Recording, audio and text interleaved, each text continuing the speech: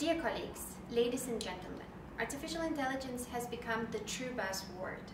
The polarization of views on the matter doesn't really help to navigate. What we need to have instead is the discussion based on facts. We cannot stop to innovate, but we should have the ability to ask critical questions and have discussions on ethical dilemmas the new technology poses on us. This intervention is not an artificial intelligence as such. This is intervention on how I see the role of trade unions in artificial intelligence. The role number one is investing in human consciousness and creating spaces to sustain a dialogue on artificial intelligence. What does it mean in concrete terms? Trade unions should have a more active role in the provision of lifelong learning courses, targeted training on artificial intelligence.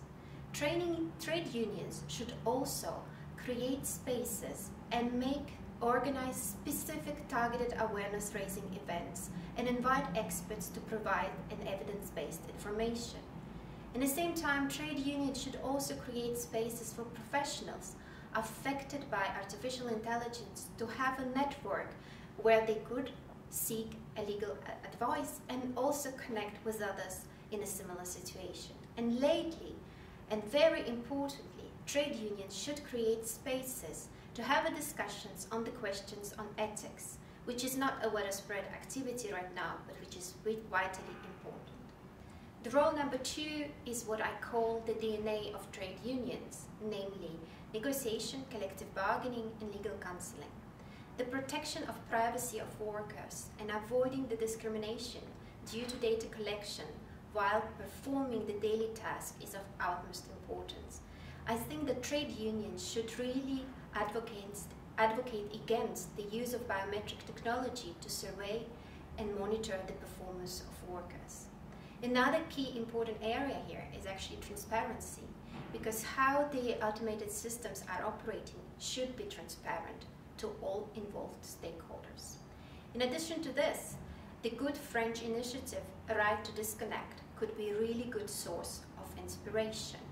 And again, the other way of prioritizing would be to provide trainings for already in-house specialists, be it legal counselors or especially the shop stewards.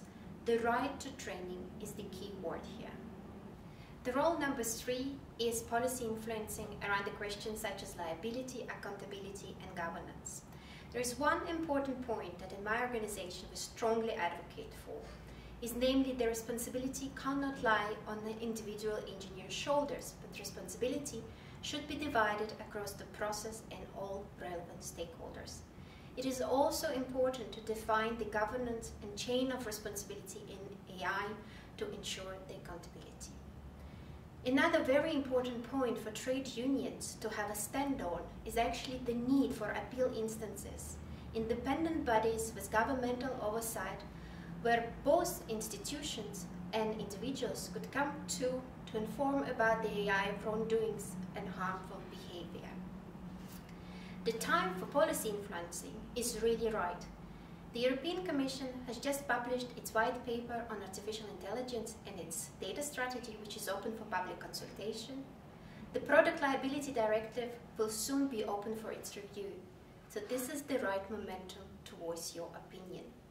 And at the end, I would not recommend you to develop your own guidelines, but instead try to evaluate already the existing ones and to see how they could be implemented in your own respective organization, because it's really time to move to the implementation phase. So I wish you to have good discussions, and I would like to finish my speech by a quote. Focusing on the role of human decisions in the creation of technologies is the way to retain responsibility and to care for each other, because technologies